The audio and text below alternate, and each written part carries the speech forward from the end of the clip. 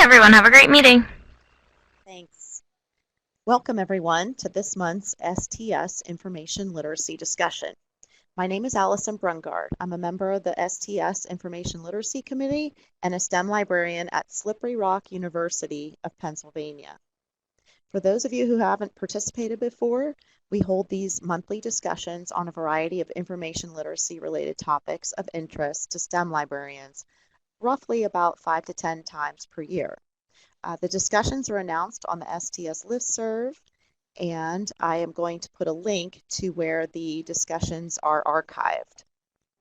This recording will also appear here, and I will put the link back in the chat box after this session. Okay, I would like to introduce our discussion leader today. This month we have Courtney Milnar, the head librarian and associate professor at the Elgin campus of Austin Community College in Texas.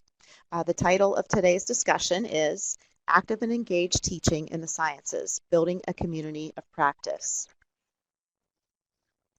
Courtney is a member of Austin Community College's Library Services Leadership Team, serving on the Information Literacy Council, Early College High School team, and is the Austin Community College LibGuides Administrator and Copyright Officer.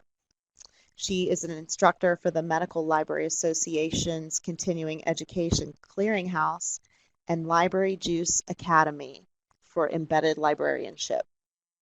I will hand the discussion over to Courtney, but if any of you as participants have questions or comments throughout the discussion, I encourage you to enter them into the chat box as the presentation is going on. Courtney, I'll turn it over to you now. Thank you very much. Well, thank you so much for having me today. I really appreciate it. We did have a little bit of a technical glitch right before we started. My PowerPoint slides text boxes were apparently too big for Adobe Connect, so it was cutting off some of my text. So very quickly before we started, I resized everything. So if there's something that looks a little wonky, I apologize in advance because we had to reset some of the settings. But right now I'm sharing my screen with the PowerPoint in a PDF. And there are going to be a couple of times where I'm going to ask for discussion. Usually when I'm doing a talk on this, we do some group activities. But of course, since we're doing it virtually, it makes it a little bit more challenging. But I hope that you will participate in the chat box as we go along for the discussion points. And then secondly, if you're sharing, like if there's a couple of you viewing using the same computer, go ahead and don't feel like only one of you can answer the discussion. I want everyone involved.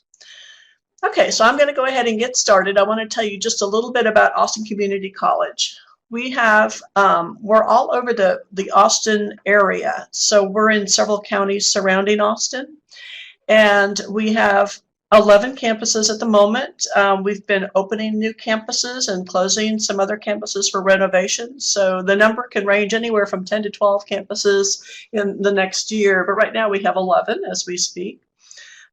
We operate, even though there's 11 campuses, every campus has a library, but we operate as one library. So there's a lot of coordination and communication involved, and we work really hard to provide consistent services to our students.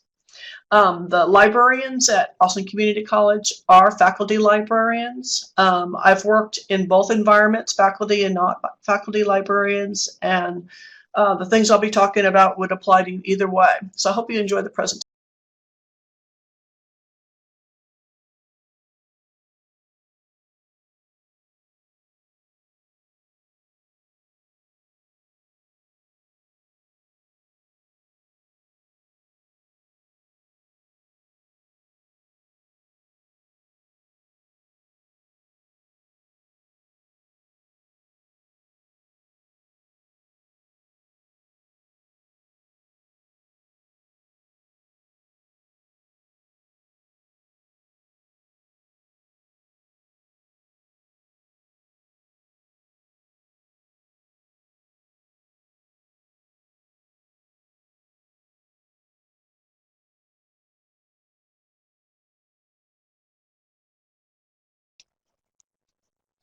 It looked like my microphone got muted. Let me, I don't know how that happened. So let me go back. So the topics for discussion: collaborative and engaged learning practices, increasing the impact of library instruction in the sciences, and active teaching techniques to build a community of practice. So we've gone quite a long ways since we first started. We used to, when we were doing instruction in the sciences, mostly navigate databases and show them aspects of the databases when we were teaching. But now we're getting more involved in actually teaching about information literacy and the need for evaluating information and things like that. So what I'm going to start with today is just talk a little bit about collaborative learning. It's also called social learning, and some engaged learning practices. So here's the big question: how do you learn how to teach? What's been really interesting for me teaching in the sciences is that science instructors and librarians have some similarities. Most science professors don't have a degree in education. They have a degree in biology, in chemistry, in all kinds of different other degrees, engineering, but they don't have an education degree. So they're kind of in the same quandary as most librarians, where, you know, they didn't take courses in school to learn how to teach. And they also have some of the same myths among them when you talk to them about how they learned how to teach. A lot of people think that you have to be extroverted to be a good teacher. But if you think back on all the different teachers that you've had over the years, they're both introverted and extroverted. And that doesn't have anything to do with their quality of teaching. So that is a myth that we have to kind of get rid of and think more about, how can I teach best? Because librarians and science instructors are pretty much accidental teachers. We became teachers even though maybe we didn't plan that we were going to be a teacher when we first started out on the path when we majored in our particular program. So one of the things that you want to think about is, how do you learn how to teach? In other words, how can you get feedback on how you're doing?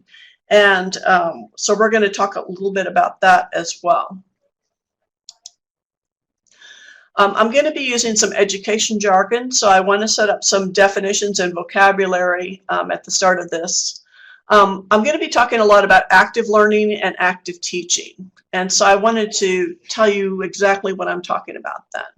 So active learning, or active teaching, and sometimes it's called engaged learning, is any instructional activity you do that involves the students in doing things and thinking about what they're doing. So in other words, we have them practice things, but also think about and process, you know, what's going on, so that they can repeat later and understand what they're learning as they go along.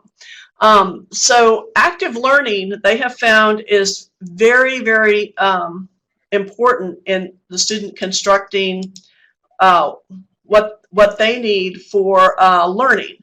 So another education jargon that I'm going to bring up is constructivism. Constructivism is based on a theory by Vygotsky.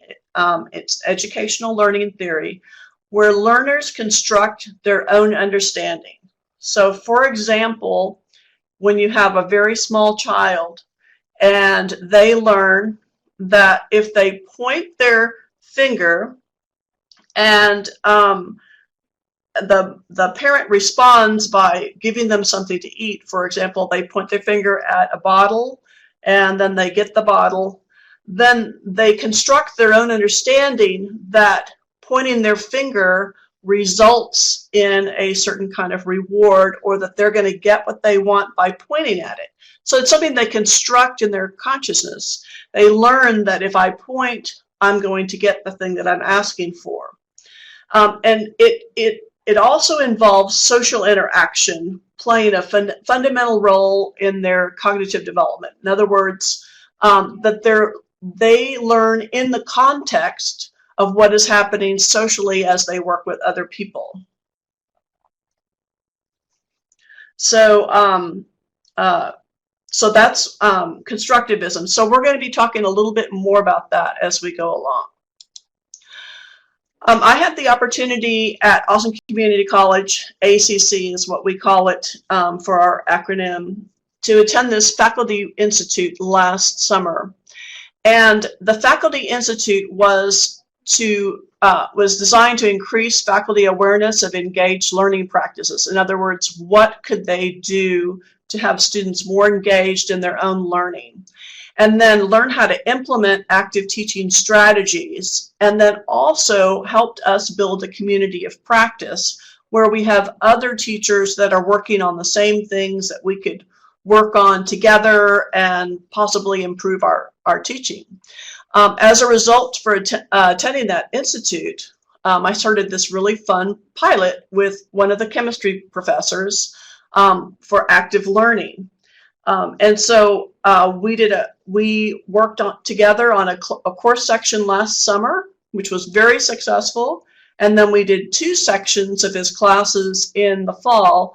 And now this semester, I'm not only doing some sections with that professor, but he's also talked to another professor in the chem department to try out the pilot as well.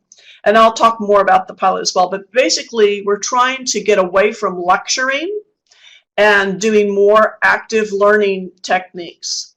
And the thing that's really surprised me the most is how little I need to lecture in order for the students to be very successful at their projects. So this Chem Pilot that I'm mentioning, the end result is the students give a group presentation on a topic. And this is undergrad chemistry, so this is their entry level into this particular part of the sciences. And not only do I teach the librarian information literacy session with the students, but also I attend the group presentations because I wanted to know how it went. And it was just really successful, and I'll tell you more about that. So communities of practice, this is one of the things that I also want to emphasize as you go along through this and be thinking about it. But one of the best things you can do as you try to add more active teaching activities into your repertoire of how you teach is to build a community of practice with other teachers, other librarians. If you don't have any other librarians, if you are a solo librarian or something like that, there might be other teachers, other professors. If you work in a hospital, then you might have other people that you work with, maybe the person who does a residence program or someone who does clinical rounds with the students that you could work with, just to work on together learning how to teach better. Here at ACC, we have several opportunities for us to get better and learn and try new things. Pedagogy training 1 to 2 times a year with peers. And then we're included in faculty retreats and workshops and trainings, and then library services do our own workshops as well. We really utilize having each other teach each other. So each one teach one, or train the trainer is the model that we use. Another thing that we started at ACC is our HIL program. And this is an acronym for Hourly Instruction Librarians. So basically, we started a program for students that had just graduated with their master's in library science, but they had no instruction experience, and they were interested in getting a job at an academic institution. So we hired them to work on our instructive reference, which is at our reference desk, and also to teach instruction sessions, and we pay them to learn, and they also attend pedagogy training. And that has worked great. In fact, we have hired 30% of the people that we've put into this program as full-time librarians. So it's been kind of a way that we can grow our people into being better teachers and then hire them. So that's been really great. Another thing that we've been involved in at our college, we have a first-year experience type of course for college readiness called EDUC 1300. And when the faculty are taking training on how to teach these classes, Librarians also are able to come in and do an instruction session with these faculty members so that they can learn more about information literacy. And also, we are integrated into the curriculum, so librarians teach in each section of EDUC, which is over 200 sections, on a regular basis. We also have two or three librarians that are actually teaching the EDUC class as an adjunct professor. So we've had a lot of involvement. One of my favorite sayings on this is, if you always need to have a seat on the table or you could be on the menu. So this is one of those things where we've tried to get involved at every level where there could be a possibility for information literacy. One of the major topics they talk about during this course for EDUC is metacognition. So metacognition is a next-gen learning model, and it deals with students learning how they learn best, and then being mindful about that as they learn new things. So metacognition is actually thinking about thinking. In other words, thinking about how you think and how you learn. So could you, in the chat box, could you type in how you best learn? Do you learn by listening to something? Do you learn by reading something? When you read, do you say it out loud to yourself? Do you do better just getting in there and just trying it? Let's have some people type in and see what you do. We have doing, reading, and then reinforced by doing, all the above, doing, listening, and visual, read, do, active engagement, writing things down, hands-on, trial and error, and then the research, reading, underlining it, highlighting it, learn best with hands-on activities, watch and do, listen, read, write, and do, reading reinforced by doing, reading and doing, rereading and redoing, visual, so it can be reading, listening, taking notes, reading followed by a discussion with peers, listen, read, do. Of course, we have a lot of readers here. I'm not surprised about that because we're librarians. But that's very good. And you can see there's an assortment. So part of what we do during this college readiness course is help students be mindful of how do I best learn, so that they can at least, not be trying to copy maybe what their friend does, but actually learn in a way that best suits them. Now, an example of active learning that you can do in an activity where you're thinking about how you think is an exit ticket. So an exit ticket is something that you have to turn into the teacher or to the librarian before you're able to leave the session. So examples you can use is, today I learned, and then they fill in the blank, or I want to know more about, fill in the blank. And I like that one a lot because sometimes I don't end up covering what they wanted me to talk about, and I find that out. So it's kind of an evaluation type of tool that I can use. Oh, I should have talked about this particular topic. It seems like 3 of the students were expecting me to talk about that. And then the third one, what surprised me today? The exit tickets give the students a minute to think about what they're learning and how they learn best, and it also helps them just process the information. One of the things that we as teachers tend to forget is students need to have time to process their information. If you just stand up at the front and you lecture and lecture and lecture, it's kind of like going through a Google search. You see so much information and it's coming at you like a fire hose, and it doesn't give you time to think about it or process it. And it may surprise you once you start doing this how much you actually do need to process information before you're ready to move on to the next point. So much of what we teach is built on what we just did, and if they miss something along the way, it's really hard for them to understand. So, yes, sage on the stage, Toya. So there's some benefits. I got this list of benefits from one of the faculty members who teaches the EDUC course. But basically, if you think about thinking, it helps improve how you think, and it helps you come up with different strategies so that you can learn information quicker and more comprehensively. the other thing that's really important is it also promotes concept change. In other words, if you're learning something new that transforms what you thought before about a concept, you've got to have time to do that processing. The next one I really like as far as a benefit goes is reducing the illusion of knowledge. Sometimes students come to us and there's a lot of people in the class that seem to know what they're doing all around them. They seem to already know how to take notes, how to study. And you've got a couple kids sitting around going, how do they know what to do? And I don't know what to do. I just don't have the knowledge they have. Sometimes they don't realize they actually have to learn in order to have that knowledge. They don't realize that those people didn't just come packaged that way.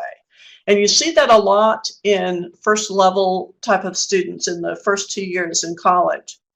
The other thing it really helps improve is their goal setting and getting to their goals, because if they understand what they need to do to help them learn, and then they're thinking about that, it helps them get to their goals better. And it gives them an overall improvement in their academic success. So why am I bringing all this up? Because as we go through today, I want you to have an awareness of yourself learning about active teaching. So you need to have a self-awareness of how do you feel about it and the different things that I'm going to talk about. And then an awareness of the task. In other words, what kind of tasks could you have students do, or what kind of things can you do so you can learn better? And then you want to have a strategy of how can you get from maybe, let's say you are lecturing most of the time, how can you get from just lecturing to doing active teaching and feeling comfortable about it? So we're going to talk about some different strategies, and hopefully from that you can set some goals and kind of figure out a way to self-monitor yourself so that you can get feedback from yourself, self-evaluation, and then also get feedback from your peers or other professors or maybe the students. Okay, so here's a couple of strategies for teaching that you can kind of think about. And hopefully you do a little bit of this already. But before the class, is this similar to another class you already taught? And then what do you want to accomplish?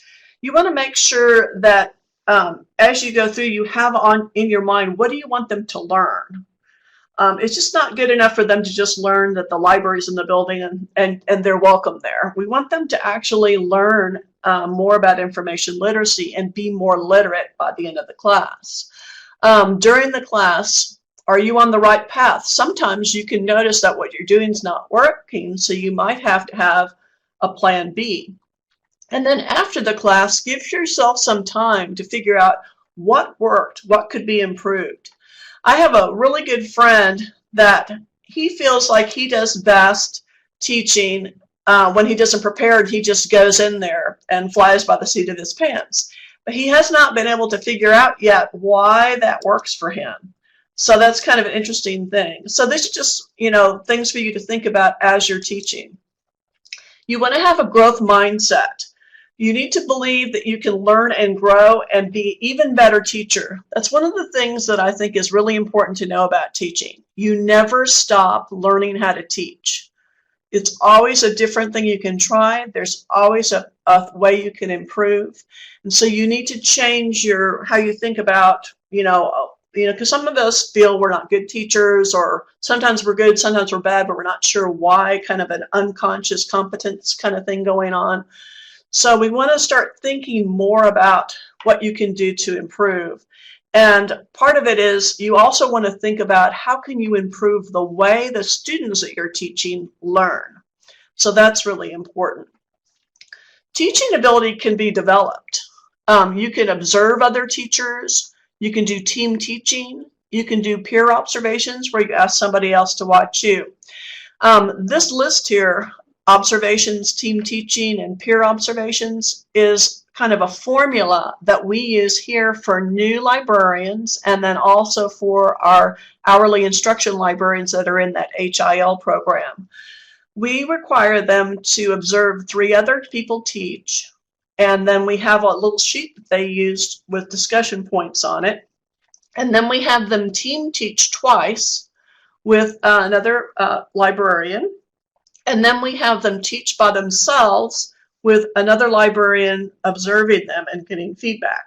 So we call it our 3-2-1, 3 observations, 2 team teachings, 1 solo teaching with a peer observation.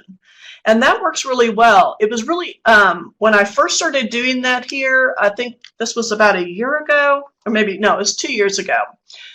We had so much kickback from the other librarians. Oh, I don't want anybody to watch me teach. And it was, oh no, there was people very upset about it. And now they're really enjoying it. And it really is fun because you learn some other ideas. So one of the things that we did to make it more fun is we did not tie it to their evaluation. This is just for learning. And I think that's really important, not to have that kind of pressure. And then also, we let the librarians suggest who they and select who they wanted to work with, so they could work with someone they felt comfortable with. They weren't required to be observed by someone that intimidated them or something like that. So when we're doing these observations, we developed this 6-point observation sheet, and it's just points of conversation for you to have when you're watching another person teach. And this is based on Robert Gagne's 9 events of instruction. At first, when we created this observation sheet, we thought it was too long, so we kind of condensed his ideas down into 6 points. So the first one is gains the attention of the class. So when you're observing someone, you think about how are they getting the students' attention to start the class? You know, what did they do? People do different things. Me personally, I get their attention before the class starts. I stand at the door and say, hi, oh, I like your outfit. Oh, hi, that's a cute backpack. And I talk to everybody as they come in. And then I also hand out pieces of swag like a pen, or here at ACC, we have a brain as our logos. We have these little rubber brains that are stress type of tools for them to use, and I talk to them as I put it out. So I already have their attention before I even start. And so people use different techniques for that. Some people use humor at the very beginning. So it's just different things that you can notice and then discuss with the other person as you observe. Also, when you first start to teach a lesson, you always want to tell them, what are we going to learn today? So you want to provide the learning objectives. And then at the end of the class, you want to say, this is what we learned today, kind of tie it all together. The third one is concepts. When you introduce concepts, you want to build on what they already know. For example, sometimes when you're teaching chem, they already have taken English and maybe they've already had a librarian come in. So you can find out that information before you get started. You want to provide definitions and examples because, as you know, we librarians use our own jargon, so we want to make sure they understand. And then we have to organize the concepts so that they build on each other and they're logical and it's easy to follow. The next thing you want to do is always plan an active learning activity practice. If you feel like you don't have time for that, I have news for you, because what the thing is if you're lecturing too long, they're not going to get everything you're lecturing. They're only going to understand 20% of what you said. So you need to have them practice. They'll actually learn more if you talk less, which is really interesting to me. It didn't sound like it would make sense, and when I tried it, it really does work. Then next, you want to make sure you check for understanding. You could just do an exit ticket, or you could do some kind of an assessment. And then you want to think about what your teaching presence is. Are you welcoming? Are you to questions, or do they feel like if they ask you a question, you're not going to respond well? So these are the things that you can kind of think about. So this is what we use when we do observations. Okay, so we want to increase the impact that library instruction has within the sciences, because as we all know, they really need us. They need help with research and learning how to do it. So I want you to think about, what classes are you teaching? Which classes are you teaching library instruction in, and what are your takeaways? So for example, if this was an undergrad entry-level science class, like what would be your learning objective? So what I want you to do is use the chat box, and I want you to put, if you're going to teach and they're only going to see you once, and you're going to get, let's say you're going to get a 45-minute session. What do you usually try to emphasize as the top student learning outcome for that day? So go ahead and type that in.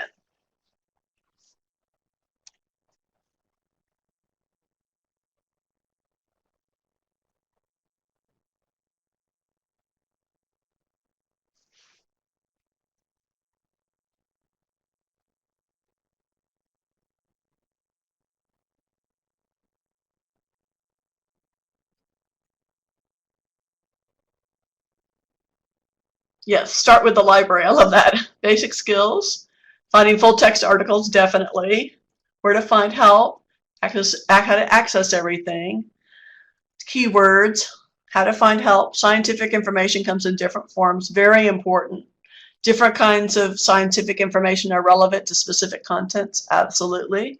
Where to find help. Students are here to work with you, or librarians are here to work with you. Get to the best sources, quality of information, very good. My name and how to contact me. Finding their subject specialist, ask questions, very good. Where will they find and interpret the type of resources they need, how to access databases on and off campus, very important. There's one more tool. You have to pick the right tool for the job, how information is structured, good.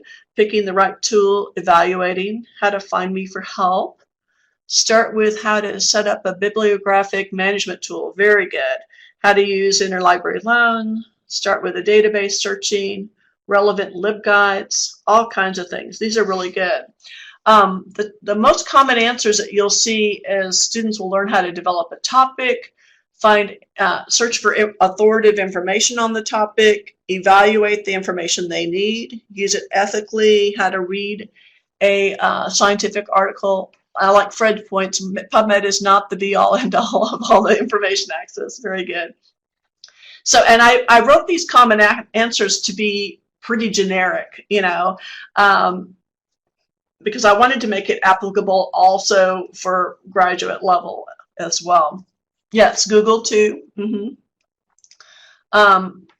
a lot of it that we do, I know with the sciences, is just when do you use what tool for what purpose, and then how do you cite it and all that good stuff. And then branching off of citations to find more information. There's just all kinds of things. Very good. And of course, if anyone asked us what ACRL framework we were using, pretty much all of them are used, whenever we're going through and doing an information literacy session on research. So especially for beginner level students. So I think that's another good thing to think about as well. Okay, so let's talk a little bit more about librarian instruction in the sciences. I want you to think about, are we teaching them skills like where to click, or are we teaching them concepts? What's the main concept we're teaching them? Go ahead and write that into the chat box.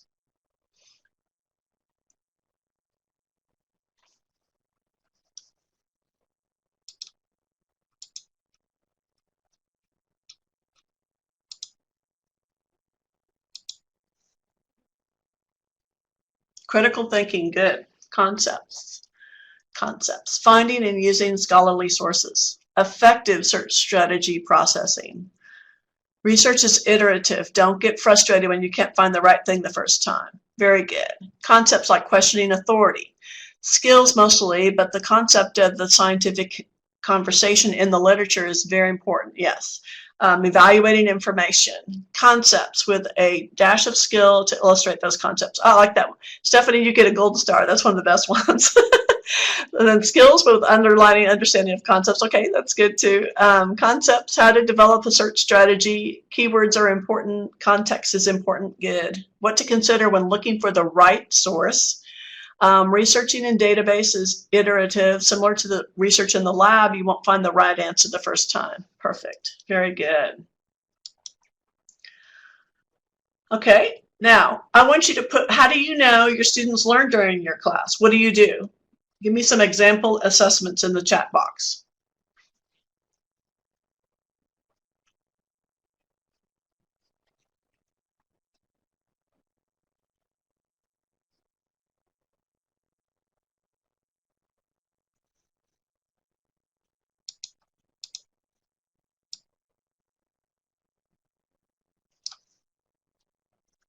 Okay, have students report out and demonstrate or work. ThinkpairShare, good. Active learning activities have a written deliverable so you can see the progress. By what questions you ask. Oh, ask them to name 3 takeaways. That's good. Students able to find the articles. They located a source, 1-minute paper, short answer question sheets. Find a paper published in your area of interest that's at least 3 years old. That's good. Muddiest point, that I like that. Successful completion of the active learning task, an evaluation or a survey handed out at the end of class, anonymous questionnaire. These are all really good. And I think as we get, when you get the recording, you get to see all the chats. So that's going to be really good. Interactive quiz that covers concepts and skills covered. That's good. I have a couple more people typing.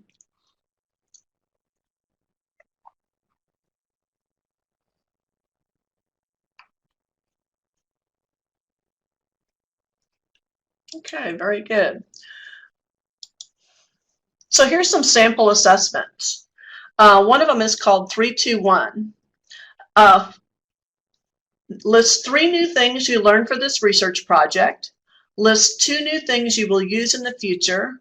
List 1 question you still have or something you wish we had talked about. The next one is peer sharing. Write down 2 things you learned and then share it with your peer. In other words, teach each other. Self-evaluation. What grade would you give yourself for this project? Reflective writing, a 1-minute paper. So maybe have them write just for a little paragraph on what they learned so far in their research. And maybe have them think about what would you do if you were assigned to write about a paper that you knew nothing about? How would you proceed? So you could see what would they do the next time they're assigned to do a research project. So these sample assessments all work really well. One thing you learned on Post-it notes, stick it to a board upon leaving. That's really good too. Okay, this is something that I'm using in the Chem Pilot that I mentioned earlier. So, you know, we all know about the CRAP test, which is currency, relevancy, authority, accuracy, and purpose, and using that to evaluate the information. There was a great article I read by Joseph Bizup that he talks about the beam method. So, in other words, doing an evaluation rhetorically of the information you find. And this is really great for people who have never done a research project before in the sciences. So what BEAM is an acronym for is background, exhibit, argument, and method. So for example, background, this is where you would have them find an article that is a background information article. In other words, something in an encyclopedic type of resource or a book or a textbook or something like that.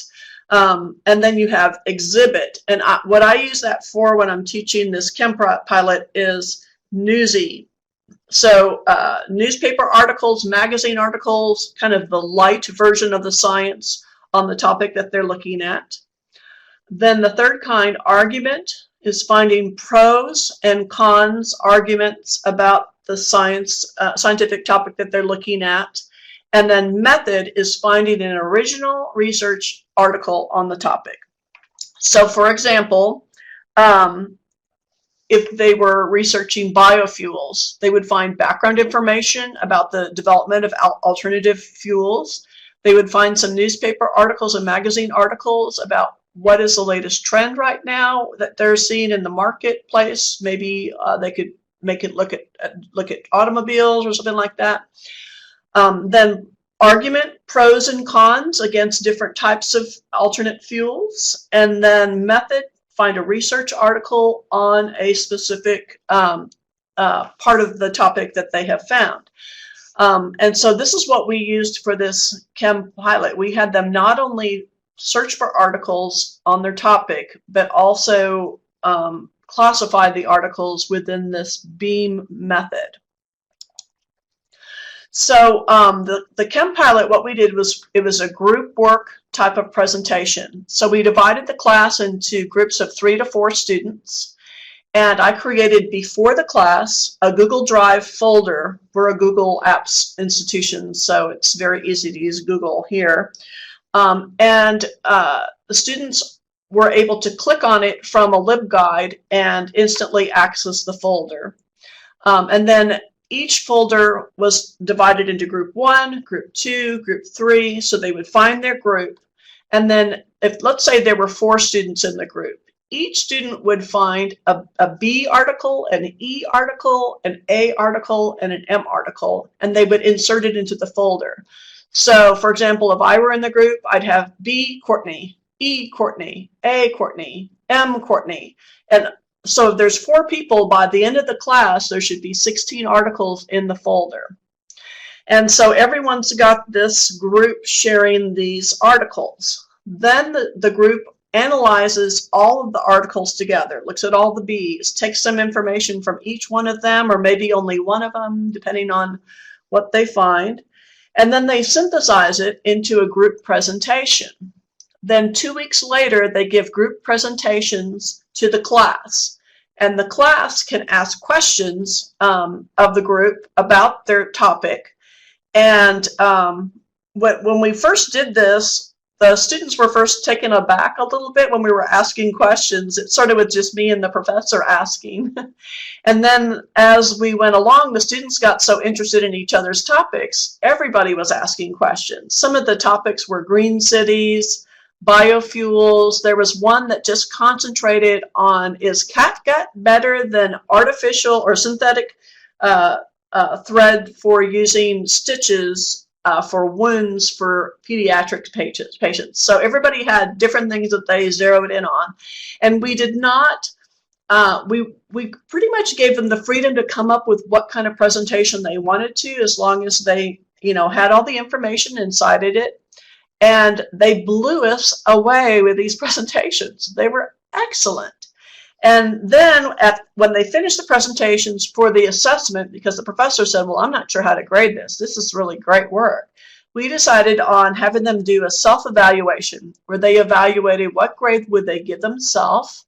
And then we had them evaluate their group. So we did that actually as a class. We went around after they finished their presentations and we asked them to vote for which group they thought was the best presentation and why. And then they did the 3-2-1 assessment at the very end. So it worked really, really well. This is just an example of something that you can try. Okay, so now I want to give you some active teaching techniques and maybe for you to think about building a community of practice. So again, the community of practice is just sharing with a group of people who share a passion for something they do. In other words, wanting to learn to be better teachers. And then also that learn to improve using social learning and talking about teaching with each other. So, for example, could you write in the chat box, what are you working on right now? What are you trying to improve?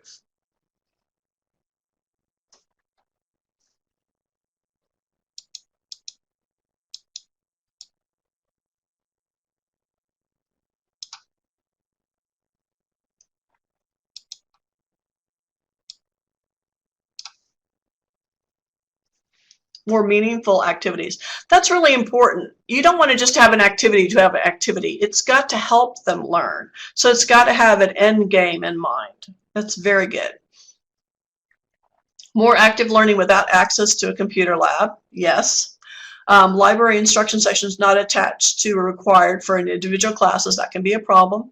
Outreach, faculty buy-in. Yes. In-class student assignment done as a worksheet that could be more interactive. Good. Providing info appropriate for undergrads. That's good. Oh yes, finding bias in scientific articles. That's very important. So maybe delivering a way that they could learn that. Skills to offer research assignment consults to faculty. Good.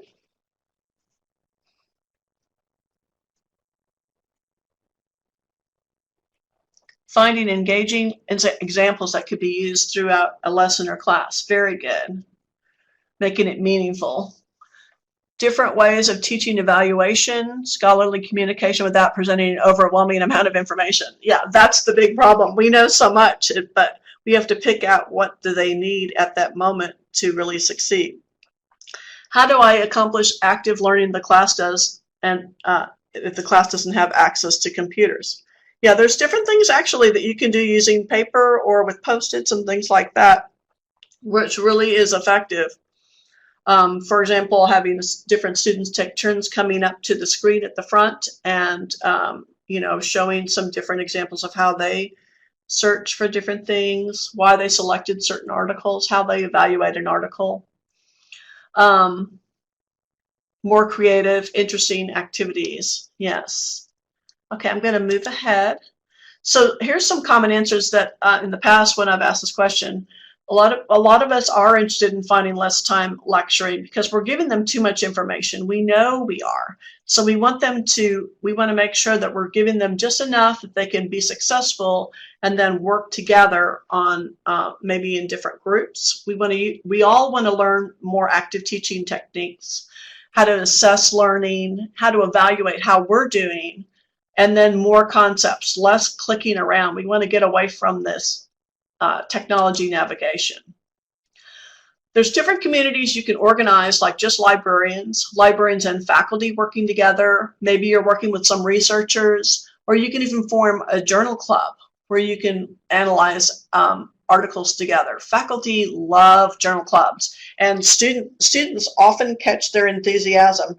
When we developed this Chem Pilot, it was based on having a journal club. In other words, trying to do the beginning steps that a student would need to do in order to be able to do a journal club or participate in one. And the students really like that idea. Okay, so here's some active teaching techniques you can try. Okay, first I'm just going to talk about discussions. We all know that discussion is good. It helps people think, but sometimes people are reluctant to join into the discussion. So one of the things you can try is anonymous discussion points. So everybody writes down what they want to discuss or their point in the discussion. Like maybe you ask a question and you ask everybody to participate, and then they use an index card, and then you turn them all in so no one knows who wrote which card. And so the students feel, since they feel that anonymous type of thing going on, they feel more encouraged to talk and speak up.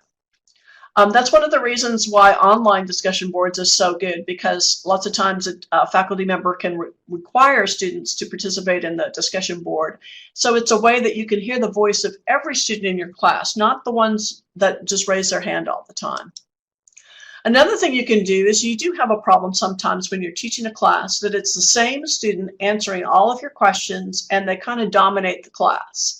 So one of the things that one of the professors I work with does is he gives everybody 3 poker chips. And so every student can participate 3 times, and then after that they have to listen to the others. So sometimes that can work really well to keep someone from dominating the conversation when you try to have a group conversation. Another thing you can do, this is one that Toya mentioned that we do a lot here at ACC, is the gallery walk. So you have people write down what the answer is to whatever question you posed, and on a Post-it, and then they put it on a larger easel-sized Post-it, and then people can walk around and see what other people posted. You can also do that within a group where everybody writes on that large Post-it, and then each group puts it on the wall, and then everyone walks around and is able to observe what their classmates were thinking. The last one is each one teach one, where each student maybe will read the same research article, and then each student shares a tip for how they were able to read the article and understand what the article was about. You can do that one-on-one where you put 2 students together and pair them together, or you can have them in a group and they go around a table. So there's all kinds of ways you can get them to start talking to each other. Let's see, Fred put our UB Library's professional staff initiated as part of their contributions to a campus-wide sustainability initiative and film series on various issues of current concern. Film shown at 6 o'clock on Thursdays, and they met with moderate success. Very good. Okay. Another thing you can do is jigsaw. So what you do is maybe you have a lot of things you need to cover. Well, instead of you standing up in the front and lecturing, divide each group, divide people into groups and assign every group a different assignment. So for example, one of the things that we did was we had two groups. One of them used our tutorial on academic honesty and plagiarism, and the other one went through the tutorial on evaluating information. And then they used Post-its, the large Post-its, and they also, we have time after they went through it, and each of these tutorials, by the way, only takes 10 minutes. Then we spent another 30 minutes for each group, 15 minutes apiece, to teach the other group what were the main things that they learned. And each person in the group had to contribute something. So that's a fun thing to do. So we had a question about gallery walk. So basically, it's a way for everybody to write down the answer to a question you give them, or like, for example, let's say you're trying to brainstorm some keywords for some of their topics. You could put up a Post-it that on the wall that says, let's say I'm going to use my biofuels example. Biofuels. So you've got something about biofuels on one Post-it, and then you have another one on alternative medicine. So then students walk around with a pen and they add more ideas for other keywords that could be used, that could be more general or narrower, that might go along with those topics. And that's just one example, but that's something that you could do. Oh yes, that's a good link, Allison, the gallery walks from Cornell as well. And then we have some generic tutorials that we use for Jigsaw that's really good, but you can come up with your own. It could be a lip guide. It could be anything. So it's all kinds of different things that you can try. Yes, Project Cora has some neat examples as well. Another thing that some of our librarians do is they do guided notes. So they have some points that they want to cover, and they want to make sure that students really get these particular points. So they have them fill in the blank as they go through the lecture. I don't know if you've ever taken defensive driving, but you know, as you go through, sometimes they'll have you do a fill in the blanks as you go through, and then you turn in your little sheet at the end. But this is really good. It helps them pay attention, and also they have those things written down. So it's a way for you to guide what notes you want them to write down. For example, if you wanted them to concentrate on a certain database or something like that. Somebody mentioned earlier in the chat that they were using this too, but it's called ThinkpairShare. So an example, this was actually from a sociology professor, but she gave them all the same research article, and then she had some guided questions for them to answer. So in other words, how many people were surveyed in this article? What was the results of the study? What areas do the authors recommend for further study? How would you redesign this research study? So it's guided questions already, and then as a group, they work together to try to answer the questions. So they first read and think about it, and then you pair them together, and then they answer the questions, and then they share together what each other's answers were and compare. So it helps people learn how to take notes. It also helps people figure out what are the main things that you're asking in the questions, and also just to understand how they're expected to answer these questions, because these are these things that, you know, happen as they're going along and learning. Another activity that's really fun to use is 6 heads are better than 1, where you have everybody, 6 people, and they each look at the article from a different point of view. Maybe someone is just wants to look at the statistics. One of them wants to think about creatively what could they do next. What would be a devil's advocate would be like someone who's criticizing the article.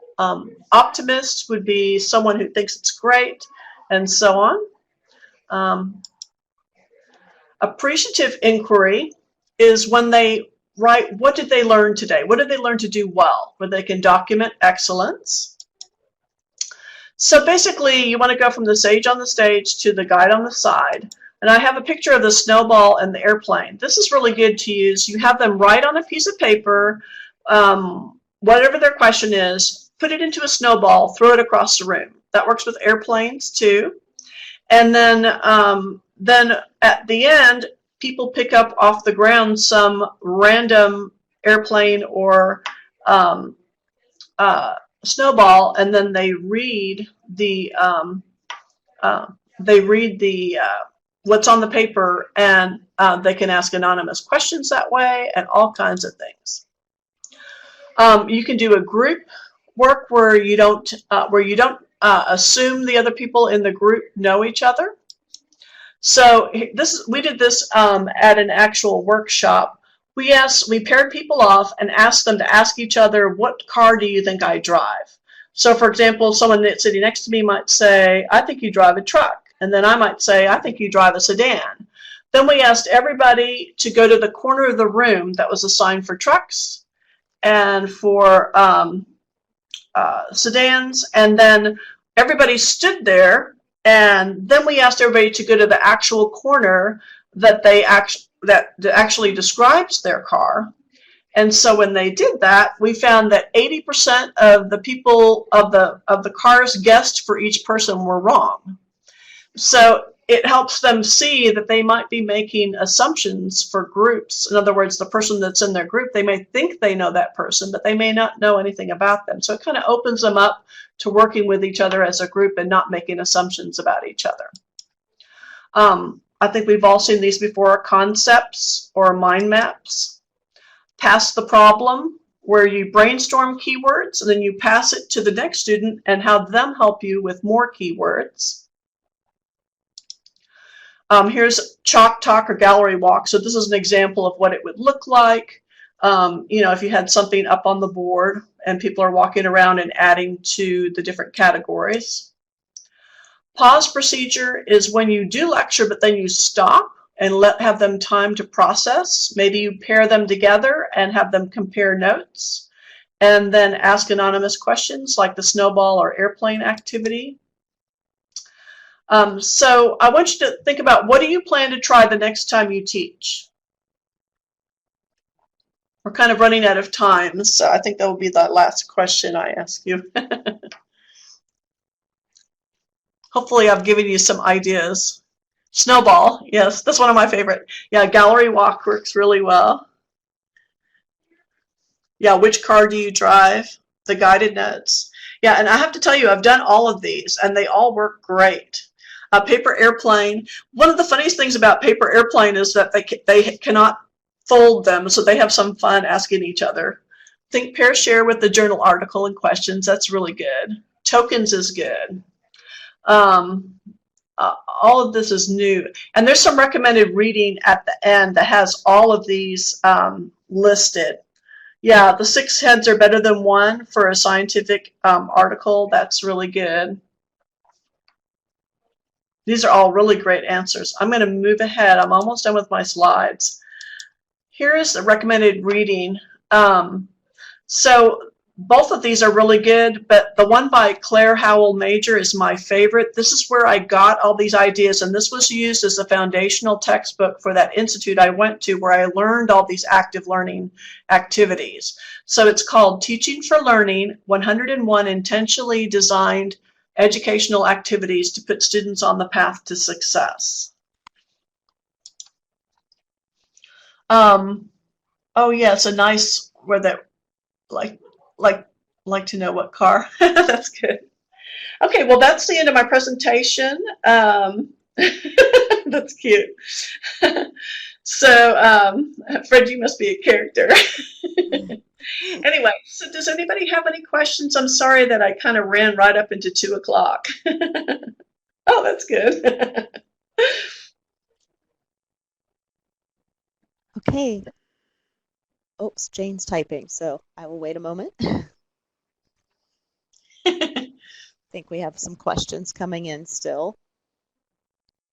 And remember, this will all be archived. I will put that link in here for you again, as well as Courtney's contact information while you're typing your questions.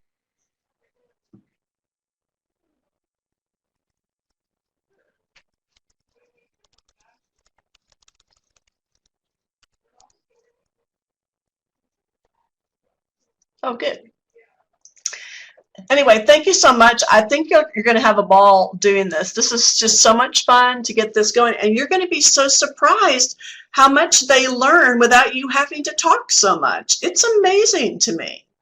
The other thing I would recommend is when you're doing these learning activities, don't just stand off to the side. Walk around, get involved, get engaged with what they're talking about.